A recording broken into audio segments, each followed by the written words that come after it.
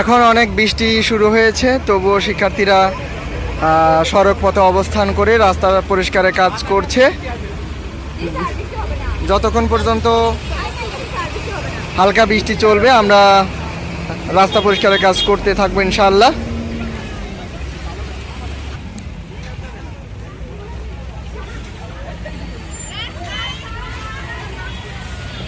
পরিষ্কারের কাজ চলছে, হালকা ঘুরে ঘুরে বৃষ্টি হচ্ছে।